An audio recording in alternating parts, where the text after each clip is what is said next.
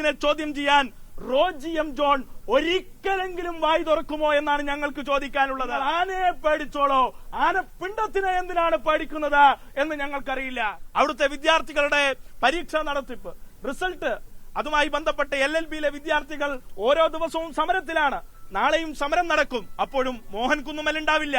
പക്ഷേ തൃശൂരിലെ ഏതെങ്കിലും അണ്ടിമുക്ക് ശാഖയിൽ എന്തെങ്കിലും പരിപാടി ഉണ്ടെങ്കിൽ അവിടെ ഉണ്ടാകും മോഹൻ കുന്നുമ്മൽ.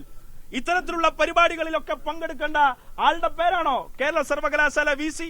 അവിടെ പഠിക്കുന്ന 10,000 കുട്ടികൾക്ക് അല്ലെങ്കിൽ അവിടെ പഠിക്കുന്ന 25,000 കുട്ടികൾക്ക് പല രാഷ്ട്രീയമുണ്ടാകും, പല ബോധമുണ്ടാകും, പല ജാതികൾ, പല മതങ്ങൾ, ഇതൊക്കെ ചേർന്നതാണ് ഈ രാജ്യം.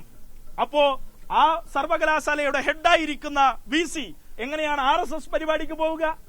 എന്നാൽ അതിനെ ചോദ്യം ചെയ്യാൻ റോജി എം ജോൺ ഒരിക്കലെങ്കിലും വായി തുറക്കുമോ എന്നാണ് ഞങ്ങൾക്ക് ചോദിക്കാനുള്ളത്. നിങ്ങൾ എന്തിനാണ് ഇങ്ങനെ മോഹൻ കുന്നുമ്മലിനെ പേടിക്കുന്നത് എന്ന് ഞങ്ങൾക്കറിയാം. നിങ്ങൾ ആനയെ പേടിച്ചോളോ, ആനപ്പിണ്ടത്തിനെ എന്തിനാണ് പേടിക്കുന്നത് എന്ന് ഞങ്ങൾക്കറിയില്ല.